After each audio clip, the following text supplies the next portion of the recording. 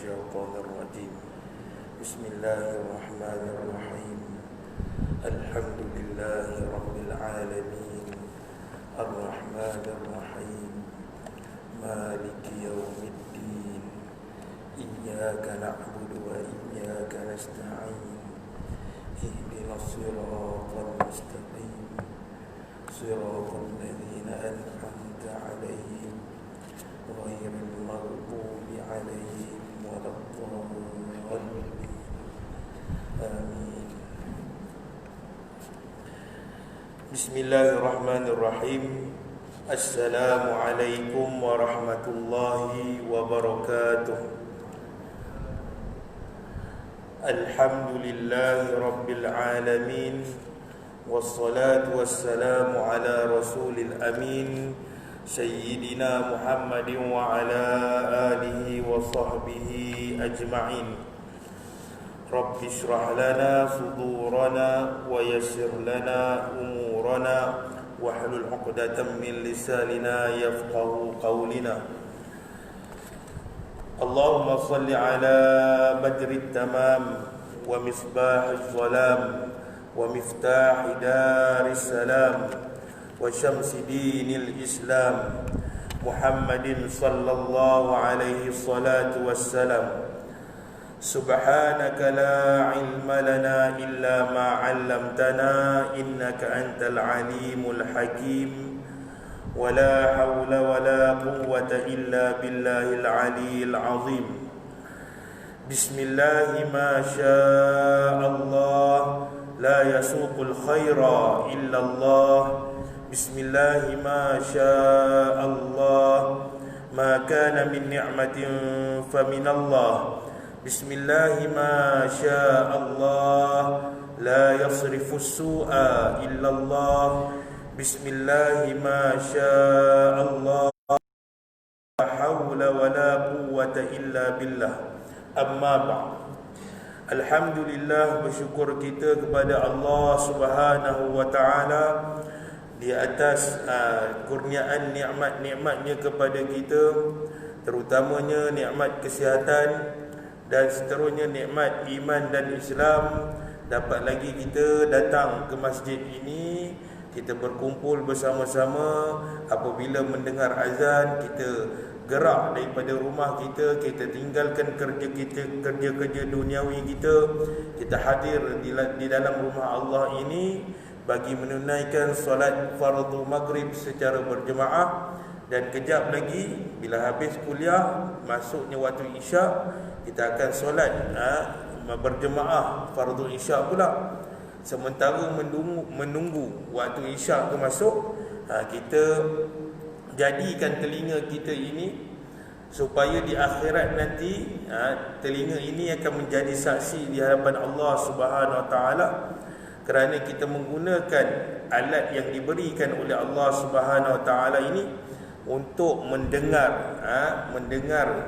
tazkirah, mendengar perkara-perkara yang baik, mendengar puji-pujian kepada Allah Subhanahu Wa Taala dan pujian kepada Rasulullah sallallahu alaihi wasallam, serta kita menggunakan telinga kita ini untuk kita faham sesuatu ilmu yang disampaikan oleh para ulama kita. Maka insya-Allah kita doakan kepada Allah Subhanahu Wa Taala, Allah jadikan nikmat telinga itu kepada kita untuk kita jadikan sebagai amalan kebaikan, supaya di akhirat nanti menjadikan timbangan amalan kebaikan kita itu lebih berat daripada timbangan amalan kejahatan, insya-Allah. Selawat dan salam ke atas junjungan besar Nabi sallallahu alaihi wasallam, Rasul yang membawa agama yang benar di sisi Allah Subhanahu wa taala. Bukan sihir, bukan Nabi itu seorang pembohong, bukan Nabi itu sambil lewa dalam mengajar kita tentang agama Islam, tetapi kesungguhan baginda Nabi sallallahu alaihi wasallam itu menyebabkan hari ini kita dapat belajar dan belajar, seterusnya belajar tentang ilmu agama yang benar di sisi Allah Subhanahu Wa Taala, yang mana agama ini yang memandu kehidupan manusia untuk dijadikan sebagai kehidupan yang baik di dunia, malah juga di akhirat, iaitu agama Islam. Patut bersyukur kepada Allah Ta'ala, dan kita patut puji kepada Rasulullah Sallallahu Alaihi Wasallam supaya lahir dalam hati kita ini rasa cinta kepada baginda Nabi Sallallahu Alaihi Wasallam. Jadi kita perlu perbanyakkan berselawat kepada Nabi Sallallahu Alaihi Wasallam. Allahumma salli ala Sayyidina Muhammad wa ala alihi wa sahbihi wasallam. Seterusnya barisan EJK Masjid, tuan-tuan guru yang saya muliakan, hadirin hadirat yang dirahmati oleh Allah sekalian. Alhamdulillah, pada malam ini kita teruskan lagi perkongsian kita berkenaan dengan satu kitab tasawuf, iaitu kitab Penawar Hati. Dan kita telah habis membahaskan, berkongsi berkenaan dengan fasal yang menyatakan tentang mata. Alhamdulillah. Dan pada malam ini Allah beri kesempatan kepada kita untuk menyatakan ataupun berkongsi berkenaan dengan fasal yang kedua dalam kitab ini, iaitu fasal kedua yang menyatakan menyatakan telinga. Jadi kita akan baca. Qala al-muallifu rahimahullah ta'ala, berkatalah pengarang kitab Penawar Bagi Hati ini, iaitu Syekh Abdul Qadir bin Abdul Muttalib Al-Indusi Al-Mandili rahimahullah ta'ala. Dalam kitab ini beliau mengatakan bahawa ketahuilah olehmu bahawasanya telinga itu menjadikan dia oleh Allah Ta'ala. Ini bahasa lama. Sekali lagi saya nyatakan kepada tuan-tuan, ini bahasa lama. Maknanya di sini Allah yang menjadikan telinga kita. Apa yang ada di tubuh badan kita ini, yang kita dapat pegang di mana-mana anggota badan kita ini adalah semua ciptaan Allah Subhanahu Wa Taala. Tak ada sedikit pun yang dicipta oleh manusia.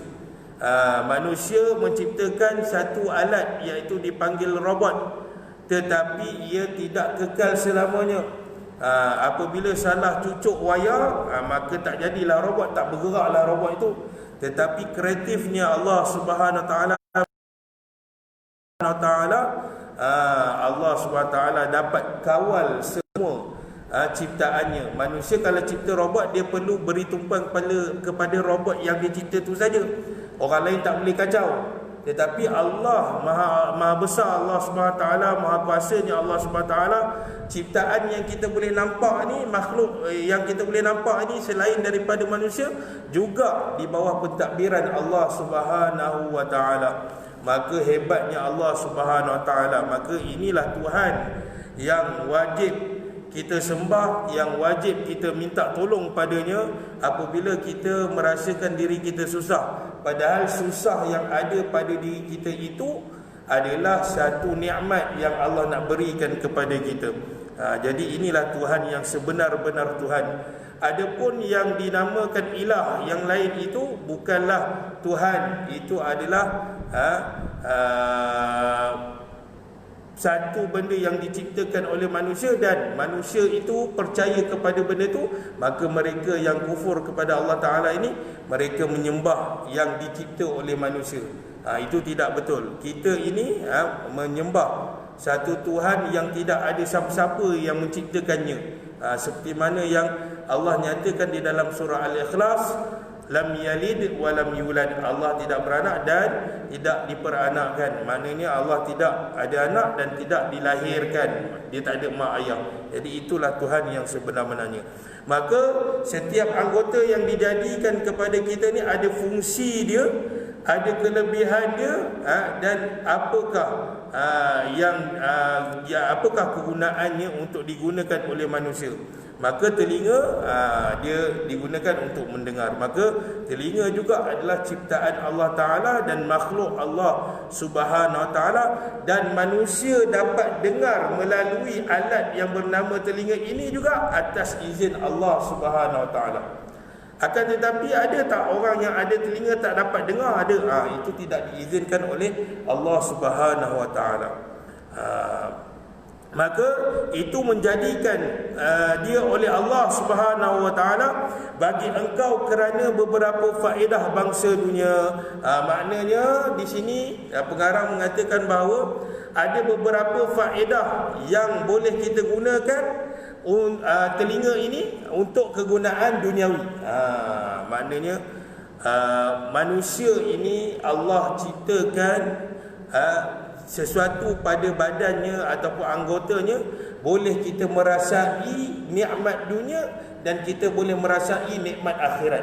Tetapi dunia itu perlulah kita bawanya untuk kebaikan supaya nikmat di akhirat nanti yang dapat kita rasai adalah nikmat yang sejajar ataupun setimpal dengan amalan kebaikan yang kita lakukan. Kalau baik, kita nyatakan bahawa nikmat syurga lah yang kita akan rasai. Tetapi kalau kita buat jahat dengan anggota badan kita, maka azab menunggu kita di akhirat nanti. Jadi kalau kita dah kena gigit dengan semut pun, daripada salah satu anggota badan kita, kita dah rasa sakit, apatah lagi azab Allah di dalam akhirat, di dalam neraka nanti. Subhanallahal azim. Ini maha kuasanya Allah Subhanahu wa taala. Bukanlah Allah itu bersifat dengan sifat zalim. Kerana sifat zalim ini adalah dia buat kepada seseorang itu tanpa dia menyelidik apakah yang menyebabkan apakah orang tu buat, kesalahan yang orang tu buat. Tetapi Allah Subhanahu wa taala bukan bersifat zalim. Kerana apa? Kerana Allah dah beri peluang kepada manusia ini untuk melakukan kebaikan, tetapi dia ingkar, maka layaklah bagi manusia itu diazab, didenda di akhirat nanti. Subhanallah azim. Ini maha kuasanya Allah Subhanahu wa taala. Qala al-muallif rahimahullah taala, dan akhirat, untuk negeri akhirat. Ini kita perlu cari sebenarnya. Untuk mendapat nikmat kebahagiaan di akhirat bukanlah kena tunggu. Untuk mendapat ilmu bukanlah kita kena tunggu. Untuk mendapat sesuatu yang kita inginkan bukanlah kita kena tunggu baru dia datang. Tidak. Hatta benda-benda yang duniawi pun, yang kita nak di dunia ni pun kita perlu cari. Contoh kita teringin kita punya kereta dah lama dah. Dah habis bayar pun berpuluh tahun, teringin nak beli kereta baru. Maka bukanlah kita hanya tunggu kereta tu datang, duduk di depan kita baru kita merasai kereta baru. Tidak. Tetapi kita kena usaha macam mana? Contohnya kita simpan duit sikit-sikit, insya-Allah satu hari nanti baru kita dapat nikmat merasai naik kereta baru. Begitu juga untuk merasai kebahagiaan di akhirat nanti. Kita di dunia inilah tempat kita nak cari, gali sungguh-sungguh, supaya di akhirat nanti kita dapat menikmati sehebat-hebatnya nikmat di dalam syurga yang tidak dapat dibayangkan oleh akal fikiran. Maka di sini pengarang mengatakan bahawa dengan menggunakan salah satu daripada anggota, iaitu namanya telinga, kita juga boleh membawanya sebagai saksi di akhirat untuk mendapat kebahagiaan di akhirat nanti. Juga di akhirat juga kita menggunakan anggota badan kita ni untuk bagi sesiapa yang ingkar kepada Allah Subhanahu wa taala, nanti di akhirat dia akan merasai keperitan. Maka pada fasal yang kedua ini, bab telinga ini adalah dinyatakan oleh pengarang kerana apa? Kerana salah satu daripada anggota yang paling penting. Kalau seseorang itu pekak, dia tidak mukallaf. Mukallaf ni apa? Antara syaratnya adalah dia kena sihat panca indera dia. Antaranya telinga, panca indera dia kena sihat. Kalau dia pekak, bagaimana dia nak belajar tentang membaca ayat-ayat, contohnya membaca Al-Fatihah di dalam solat. Tapi kalau dia dapat usaha mencari satu alat yang membolehkan dia dengar, dia kena usaha.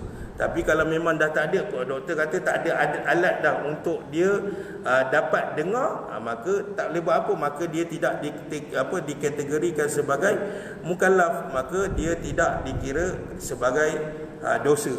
Itu antara faedah telinga ni. Jadi telinga ni sangat penting, sangat penting. Kejap lagi kita tengok apa kepentingan telinga ni. Maka setengah daripada segala faedahnya yang bangsa dunia bersedap-sedap dengan yang didengar, iaitu yang pertama untuk dunia adalah apa dia? Seronok dengan apa yang didengarnya. Maka di dunia ini kita dapat dengar apa yang kita nak dengar. Sama ada benda tu baik ataupun buruk. Tapi bagi orang yang beriman, mereka ini akan jaga telinga mereka ini dari mendengar perkara-perkara yang buruk. Mereka tak nak dengar benda-benda yang boleh menyebabkan diri mereka ini jatuh ke dalam dosa. Sama ada dosa besar ataupun dosa kecil. Jadi sebab itu para ulama ni dia tak banyak bercakap. Para ulama ni dia akan berkata-kata mengikut kepentingan ketika itu. Kalau ada kepentingan baru mereka ini berkata-kata. Sebab bila dia orang berkata-kata akan keluarlah cerita-cerita yang tidak sedap didengar, maka mereka tak nak telinga mereka ini untuk mendengar perkara-perkara yang tidak baik, akan bercakap perlu saja. Ini adalah sunnah Rasulullah sallallahu alaihi wasallam. Jadi para ulama ni dia suka mendengar perkara-perkara baik. Antara ni yang pernah saya merasai adalah guru Quran di tempat saya belajar tu, dia tak nak dengar anak murid dia bercakap. Itu pastinya lah bagi orang yang menghafal Al-Quran. Dia tak nak bagi anak muridnya lalai, maka dia nak anak murid dia ni sentiasa mulutnya melafazkan kalimah-kalimah Al-Quran, ayat-ayat Al-Quran, sehingga kan hidupnya tu dia tak nak sembang banyak. Datang je anak murid, dia akan suruh baca. Dia tak ada tanya apa khabar ke apa. Iqra' dia kata, bacalah. Maknanya dia, telinga dia tu, guru kami ni sentiasa nak dengar ayat Al-Quran saja. Dia boleh kadang-kadang tu sambil dia dengar Quran, dia sehingga dia tertidur, terlelap kejap. Kejap lagi kami macam berhenti kejap. Dia kata, kenapa kamu berhenti? Baca. Telinga dia, guru kami ni sentiasa ingin mendengar ayat-ayat Al-Quran dilantunkan. Maknanya dia nak ajar kepada kita bahawa supaya masa itu biar dipenuhkan dengan bacaan Al-Quran. Tambah-tambah lagi orang yang menghafal Al-Quran, dia suruh kita baca tiap-tiap ada waktu lapang. Kerana apa? Supaya kita tidak tinggalkan bacaan kita dan kita tidak lupa apa yang kita hafal. Subhanallahil azim. Ini para ulama yang pernah saya jumpa. Kadang-kadang tu tengah makan pun dia hidang, dia jemput kami. Pernah satu ketika dia jemput kami makan. Sebelum makan tu dia tasmih anak-anak murid dia yang dijemput tu. Subhanallah azim. Sampai tahap nak makan pun dia nak dengar bacaan daripada anak muridnya. Walaupun sedikit, satu ayat cukup, dia kata. Jadi inilah para ulama, mereka menggunakan telinga mereka ini untuk kebaikan sungguh-sungguh. Jadi mereka tidak membuang masa dengan mendengar perkara-perkara yang tidak elok. Tetapi Allah Subhanahu Wa Taala memberi nikmat kepada kita ni, boleh dengar apa yang kita suka. Cuma kita ada akal fikiran, kita pertimbangkan sama ada benda yang elok ataupun benda yang tidak elok. Jadi itu antara perkara faedah yang kita dapat di dunia ni. Semua benda kita boleh dengar. Dan menyampaikan ia kepada memahamkan segala perkataan yang didengar. Antara faedah yang kedua yang di dunia ini yang Allah jadikan telinga untuk kita ni, faedahnya ataupun fungsinya sebagai jalan untuk faham apa yang didengar. Sebab itu saya katakan tadi, orang yang pekak ini bila dia tak boleh dengar, Allah memang tarik satu nikmat. Dia ada alat namanya telinga, tetapi gegendang dia di dalam itu dia rosak, maka tidak dapat dia dengar, maka dia tidak dikira sebagai mukallaf. Sebab apa? Dia tidak faham. Kita cakap kuat macam mana pun dia takkan faham, kecuali memang ada setengah yang mana Allah jadikan telinga ini pekak, tak ada pekak yang teruk. Maknanya dia boleh pakai alat dan dia boleh dengar apa yang kita katakan. Jadi ini yang dikatakan ini adalah pekak yang teruk. Jadi kita baca macam mana pun, pakai mikrofon pun dia tak boleh dengar, dia lali je. Kita cakap apa pun dia buat tak tahu. Dia cakap dengan kita boleh, cuma perkataan yang kita ajar tu ataupun kalimah yang kita ajar tu tentang syariat, maka dia tidak fahami ilmu tersebut.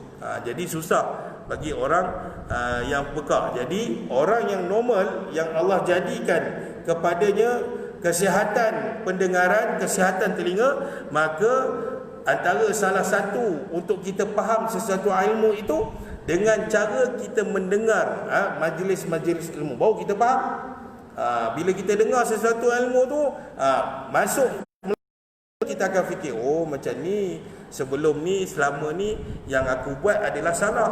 Baru kita faham. Kalau kita pekak radio cerita tentang akidah Ahlussunnah wal Jamaah, mana kita nak faham sebab kita tak dengar. Maka telinga ini di dunia Allah ciptakan adalah satu alat penting untuk kita memahamkan kepada ilmu-ilmu yang diajar oleh para ulama. Subhanallahal azim. Bayangkan kalau Allah ciptakan memang tak ada alat telinga, tapi Allah Maha bijak, Allah dah ciptakan kita macam ni. Kita patut bersyukur kepada Allah Ta'ala. Kerana apa? Ini adalah nikmat yang Allah nak bagikan kepada kita. Kerana apa? Dengan telinga tu kita hadir ke masjid. Masjid. Kita hadir ke majlis-majlis ilmu, kita hadir ke surau, kita hadir kepada majlis-majlis yang memperdengarkan kepada kita pujian kepada Allah Subhanahu Wa Taala, yang mana Allah ciptakan telinga ini menyebabkan kita hadir kepada majlis memuji Rasulullah SAW. Kerana dengan telinga itu kita dapat pahala besar daripada Allah Subhanahu Wa Taala, selain daripada anggota lain. Sebab apa? Hati kita dah baik. Bila hati kita baik, Allah akan jadikan telinga kita ni untuk mendengar perkara-perkara baik. Sehingga bila kita rasa satu malam saja aku tak pergi masjid, banyak ilmu aku akan tertinggal. Itu lagi bagus. Kerana apa? Keinginan seseorang itu hadir ke masjid bukan sahaja dia nak menunaikan solat berjemaah, tetapi disebabkan Allah bagi telinga kepadanya, dia nak mendengar perkara-perkara baik daripada karangan para ulama. Maka ini adalah satu kebaikan yang Allah nak bagikan kepada kita. Subhanallahal azim. Kita patut bersyukur kepada Allah Subhanahu Wa Taala. Jadi gunakan anggota badan yang bernama telinga ini untuk melakukan kebaikan. Dan sekarang contoh, tuan-tuan tengah dengar apa yang dikupaskan ataupun apa yang ditulis oleh para ulama, maka telinga kita ini akan menjadi saksi kepada Allah Subhanahu Wa Taala apa yang kita buat hari ini. Belum lagi pahala tuan-tuan ambil kunci nak start motor, nak start kereta, pakai tangan ambil payung nak datang ke masjid, tekan pedal minyak, itu pahala lain pula, pahala anggota lain. Ini baru telinga saja dah banyak. Tambah lagi kalau mendengar Al-Quran, lagilah dapat pahala banyak. Maka ini yang dikatakan oleh Syekh Abdul Qadir Al-Indusi Al-Mandili, yang mengatakan bahawa yang pertama faedah di dunia ini Allah jadikan telinga adalah seronok dengan apa yang didengar. Kita seronok dengar. Kalau orang tu hati baik, dia mesti nak dengar tiap-tiap hari zikir. Dia mesti nak dengar tiap-tiap hari dengar qasidah memuji Nabi SAW.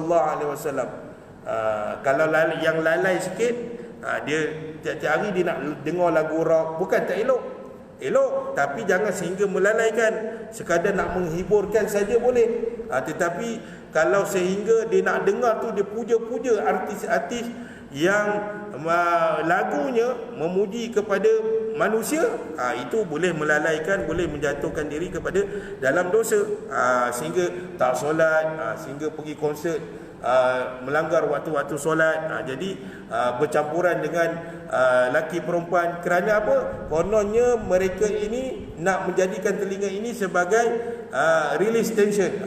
Itu tak boleh. Tapi kita yang beriman, kita gunakan apa yang baik untuk diri kita dengan menggunakan telinga. Yang kedua, kata pengarang, adalah sebagai jalan untuk kita faham apa yang kita dengar.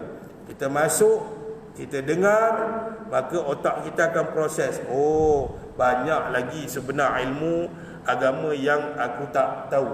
Jadi keinginan itu akan menyebabkan tiap kali tuan-tuan datang ke masjid, tuan-tuan akan menggunakan telinga untuk kebaikan. Maka qala al-muallifu rahimahullah taala, berkata pengarang kitab ini, dan setengah daripada segala faedah yang bangsa akhirat, yang ini faedah untuk hari akhirat nanti, itu adalah yang pertama, mendengar bacaan Al-Quran. Mendengar bacaan Al-Quran mendapat pahala. Kalau kita masuk, kalau kita imbas kembali tajuk yang pertama dalam kitab ini, iaitu fasal yang menyatakan mata, di situ dituliskan juga apa? Melihat Al-Quran. Kenapa Syekh Abdul Qadir ini dia menyatakan bahawa kebaikan untuk akhirat adalah dengan melihat Al-Quran, melihat ayat Al-Quran, melihat huruf-huruf Al-Quran. Kerana melihat saja pun dah dapat pahala. Apatah lagi dalam bab telinga ini, pengarang menyatakan antara kebaikan akhirat adalah dengan mendengar bacaan Al-Quran. Ada setengah orang memang dia tak akan pasang lagu, dia akan pasang bacaan Al-Quran saja dalam kereta, radio. Sekarang ni kan ada speaker yang boleh cucuk dengan pendrive. Kalau tak pendrive pun dia pakai bluetooth dengan handsetnya. Jadi mendengar Al-Quran satu benda yang mendatangkan faedah kebaikan besar kepada orang yang mendengarkannya. Belum lagi tuan-tuan membaca. Jangan malu tuan-tuan untuk belajar Al-Quran ni, jangan malu. Saya pernah semasa di Johor, saya pernah ajar seorang makcik kantin ni umur dalam 60 lebih. Tak tahu apa, kosong. Tetapi keinginannya untuk membaca Al-Quran, dia mula daripada apa? Buku Iqra yang budak-budak sekolah baca tahun 1, tahun 2, tahun 3. Dia mula dengan buku Iqra. Tapi semangat dia kental. Dia nak, orang nak kata apa pada dia, dia buat tak tahu je. Kerana apa? Dia tahu. Dengan membaca Al-Quran ini, Nabi pernah janji, Nabi sebut kepada kita bahawa bacalah Al-Quran, kerana dia akan datang di akhirat menjadi saksi kamu di hadapan Allah Subhanahu Wa Taala. Hadis Nabi SAW. Jadi makcik ni baca semua-semua. Tapi bila saya dah pindah sini, dia rasa kehilangan sikit lah. Sebab tiap-tiap malam saya pergi ke rumahnya mengajar tentang Al-Quran. Jadi saya seronok bila ada orang yang dah berumur ni, asalnya mungkin dia dah lama tinggal sehingga lidahnya keras, tapi semangat nak belajar Al-Quran tu, dia memang betul-betul semangat.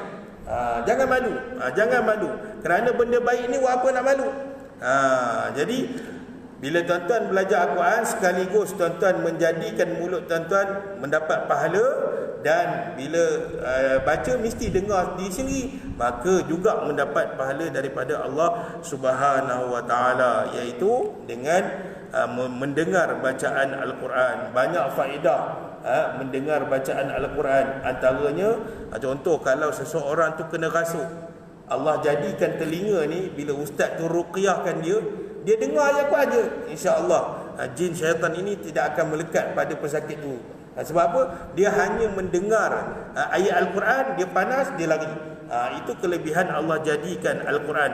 Maka apatah lagi kita yang mahir Al-Quran, apatah lagi kita yang berusaha untuk menjadikan diri kita ni sebagai orang yang pandai baca Al-Quran. Lagilah Allah suka. Ini antara kebaikan. Kalau dalam bab mata saya nyatakan tadi, tengok Al-Quran saja dah dapat pahala. Takkan kita nak jadi orang yang tengok Al-Quran saja tuan-tuan? Mesti kita kena usaha untuk pandai baca Quran. Dalam bab telinga pula, pengarang mengatakan hanya mendengar Al-Quran saja dah dapat pahala. Takkan juga kita nak jadi orang yang hanya mendengar Al-Quran tetapi diri sendiri tak reti baca Quran.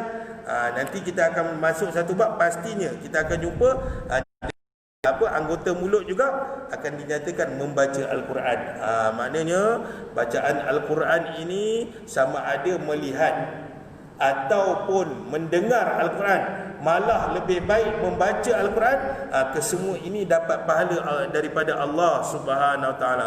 Ganjaran pahala kita tak tahu sebesar mana, cuma yang kita tahu orang yang mengamalkan Al-Quran, melihat Al-Quran, mendengar Al-Quran, dia akan dapat pahala daripada Allah Subhanahu Wa Taala. Bahkan Al-Quran itu akan menjadi saksinya di akhirat nanti sebagai amalan kebaikan, sebagai pemberat bagi timbangan amalan kebaikan.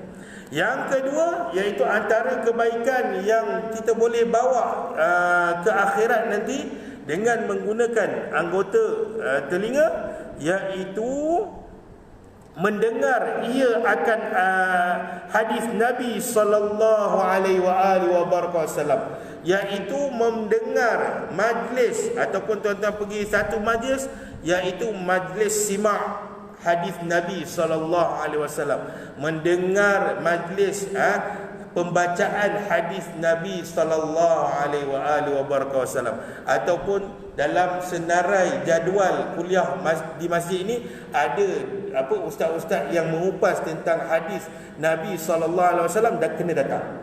Sebab mendengar saja hadis Nabi sallallahu alaihi wasallam, maka itu juga mendapat pahala daripada Allah Subhanahu Wa Taala. Kerana apa? Kedua-dua sumber ini, Al-Quran dan As-Sunnah, Nabi menyatakan dalam hadis, apabila kamu berpegang kepada dua sumber ini, berpegang teguh kepada dua sumber ini, iaitu Al-Quran dan As-Sunnah, maka kamu tidak akan kehilangan jalan hidup kamu, maka kamu tidak akan sesat. Maka Al-Quran dan As-Sunnah ini akan memandu kamu ke jalan yang benar. Ini adalah janji Nabi. Bila kita sebut janji Nabi, ia bukan omong-omong kosong, dia bukan janji kosong, tetapi apabila Nabi dan Allah berjanji di dalam Al-Quran dan Nabi janji di dalam hadis, maka ini adalah janji yang pasti berlaku. Apabila Nabi kata, barang siapa yang membaca selawat kepada Nabi pagi dan malam, maka aku akan memberikan syafaatnya di akhirat nanti. Itu janji betul. Janji betul, bukan janji tipu. Dan Nabi pernah mengatakan, contohnya dalam bermimpi melihat Nabi SAW, Nabi kata yang bermaksud, barang siapa yang melihatku di dalam mimpinya, maka dia melihatku sebenar-benar wajah. Kerana syaitan dan iblis tidak boleh menyerupai aku. Itu janji Nabi. Siapa yang mimpi dalam tidurnya lihat wajah Nabi, maka itu sebenar-benar Nabi. Jadi bila Allah berjanji di dalam Al-Quran, siapa yang melakukan kebaikan, khalidina fiha abada, Allah kata kekallah kamu selama-lamanya di dalam surga, maka orang yang baik ni akan kekal. Allah tak pernah tipu, dan Nabi tak pernah tipu. Hidup Nabi pun tak pernah tipu. Semasa hayat Nabi pun Nabi tak pernah tipu. Maka kita mendengar pembacaan hadis Nabi SAW juga mendapat pahala daripada Allah Subhanahu Wa Taala. Kerana hadis ini dia melekat dengan Al-Quran. Kadang-kadang dalam Al-Quran Allah turunkan ayat secara umum, contohnya kefarduan salat. Maka Allah nyatakan kefarduan wajib ke atas seorang Muslim ini untuk menunaikan salat. Tetapi yang melengkapkan, bukan Al-Quran tidak melengkap, yang menjadikan kita tahu bagaimana cara nak solat itu, Nabi telah nyatakan dalam hadis. Sebab itu Nabi kata kena berpegang kepada dua ni, pegang teguh betul-betul, tak boleh tercicir, tak boleh. Kan dulu ada satu zaman, masa saya kecil-kecil tu, dan hujung-hujung ni baru kita nampak ada golongan di Malaysia ini yang anti hadis. Anti hadis, dia tak boleh. Dia kata aku berpegang kepada Al-Quran saja. Hadis ni adalah Nabi manusia biasa. Subhanallahal azim. Nabi memang manusia. Nabi memang seorang lelaki. yang ada rambut, kita gunakan telinga untuk bekalan di akhirat adalah yang dinyatakan oleh pengarang kitab ini adalah mendengar semua ilmu yang memberi manfaat kepada kita. Bukan ilmu yang menjatuhkan maruah kita, tetapi ilmu yang memberi manfaat. Macam inilah tuan-tuan dengar daripada karangan para ulama, mendengar hadis Nabi, semua itu ada ilmu. Mendengar tafsiran Al-Quran daripada perbahasan ulama, maka ini yang menjadikan kita di akhirat ini senang, gembira dan tidak susah di akhirat nanti. Dan Allah akan tempatkan kita di dalam syurga yang kekal abadi. Nanti insya-Allah saya nyatakan apakah ciri-ciri yang dikatakan sebagai ilmu yang bermanfaat. InsyaAllah nanti sesi akan datang kita akan sambung perbahasan itu. Jadi sekadar itu saja yang dapat saya kongsikan. Kita akhiri dengan bacaan doa. A'udzubillahi minasyaitonirrajim. Bismillahirrahmanirrahim. Rabbana la tuzigh qulubana ba'da idh hadaitana wa hab lana min ladunka rahmah innaka antal wahhab. Allahumma ja'alna minal muttaqin wa ja'alna minas salihin wa ja'alna minan najin fid dunya wal akhirah. Rabbana atina fid dunya hasanah wa fil akhirati hasanah wa qina adzabannar. Sallallahu ala sayyidina Muhammad wa ala alihi wa sahbihi wasallam tasliman katsira walhamdulillahi rabbil alamin. Saya akhiri dengan assalamualaikum warahmatullahi wabarakatuh.